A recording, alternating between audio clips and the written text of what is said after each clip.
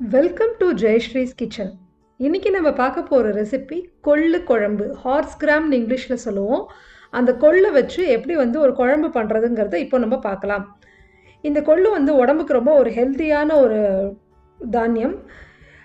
இதுக்கு முதல்ல கொள்ளை நல்லா அரை கப்பு கொள்ளை வாஷ் பண்ணிவிட்டு 5 மணி நேரம் ஊற வச்சுட்டு ப்ரெஷர் குக்கரில் 1 கப் தண்ணி விட்டு 5லேருந்து 6 விசில் விட்டு நல்லா வேக வச்சு எடுத்துக்கலாம். நல்லா அது வெந்திருக்கணும். நீங்கள் தொட்டு பார்த்தீங்கன்னா நல்லா சாஃப்டாக வெந்திருக்கணும். இப்போது ஒரு கடாயில் 2 டீஸ்பூன் எண்ணெய் சேர்த்துட்டு அதோட 1 டீஸ்பூன் மிளகு சேர்த்துக்கிறோம். அப்புறம் 5லேருந்து 6 சின்ன வெங்காயம், அதோட 1 தக்காளி சேர்த்துக்கலாம். இதெல்லாத்தையும் நல்லா நம்ம வதக்கிக்கலாம். ஒரு 2லேருந்து 3 நிமிஷம் வதக்கினா போதும். தக்காளி ரொம்ப குழஞ்சி வரணும்லாம் அவசியம் இல்லை. 2லேருந்து 3 நிமிஷம் இதை நம்ம வதக்கிக்கலாம். இப்போ இது நல்லா வதக்கினதுக்கப்புறம் இந்த வேக வச்ச கொள்ளுலேருந்து ஒரு ஹாஃப் போர்ஷன் எடுத்துட்டு அதை இதோடு சேர்த்து நம்ம ஆற வச்சு நல்ல ஒரு ஃபைன் பேஸ்ட்டை அரைச்சி எடுத்து தனியாக வச்சுக்கலாம். பாதி கொள்ளு தான் நம்ம போட்டு அரைச்சிருக்கோம். இப்போது ஒரு கடாயில் 2 டேபிள் ஸ்பூன் நல்லெண்ணெய் சேர்த்துட்டு அதோட அரை டீஸ்பூன் கடுகு சேர்த்துக்கிறோம்.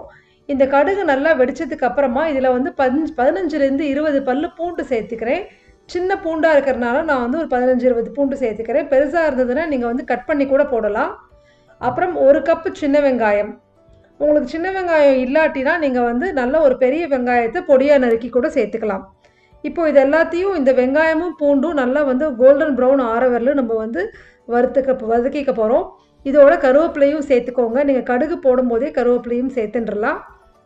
இப்போது இதெல்லாம் லேசாக கோல்டன் ப்ரௌன் ஆனதுக்கு வரையிலும் நம்ம இதை வதக்கிக்கலாம்.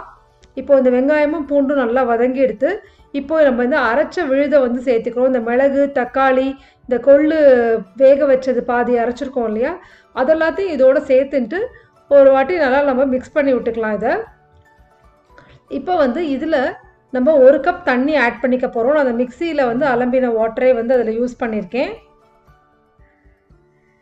இந்த 1 கப் தண்ணி சேர்த்துட்டு இதை நல்லா மிக்ஸ் பண்ணிவிட்டு நம்ம இந்த கொள்ளு வேக வச்சோம் இல்லையா, அதில் இருக்கிற தண்ணியை டிஸ்கார்ட் பண்ண வேண்டாம். அதையும் நம்ம இந்த கிரேவிக்கு யூஸ் பண்ண போகிறோம்.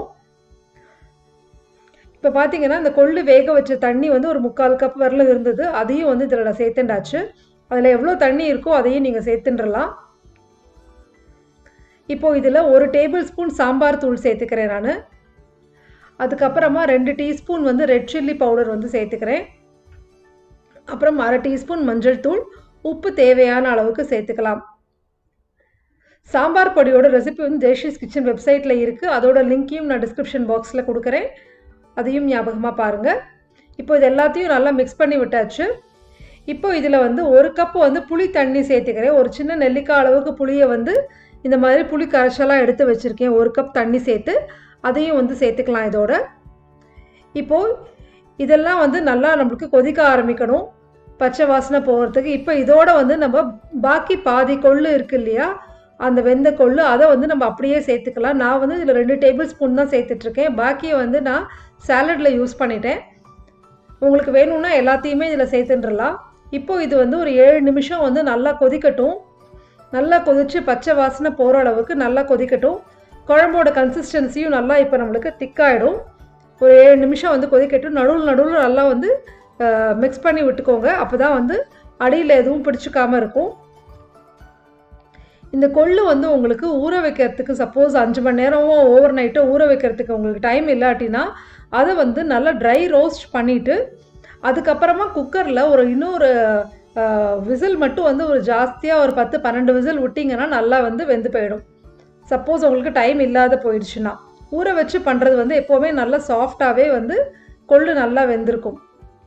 இப்போ இது நல்லா ஒரு 7 நிமிஷம் கொதிச்சாச்சு. இப்போ நம்ம அடுப்பை ஆஃப் பண்ணிவிட்டு இதுக்கு மேலே 1 டேபிள் ஸ்பூன் நல்லெண்ணெய் சேர்த்துக்கலாம். நல்லெண்ணெய் கடைசியாக சேர்த்துக்கிறது குழம்புக்கு நல்ல வாசனையாகவும் இருக்கும், நல்ல ஒரு டெக்ஸ்சரும் கொடுக்கும். இப்போ இந்த கொள்ளு குழம்பு நம்மளுக்கு ரெடி ஆகிடுது. சூடான சாதத்தோடு இது ரொம்பவே சூப்பராக இருக்கும்.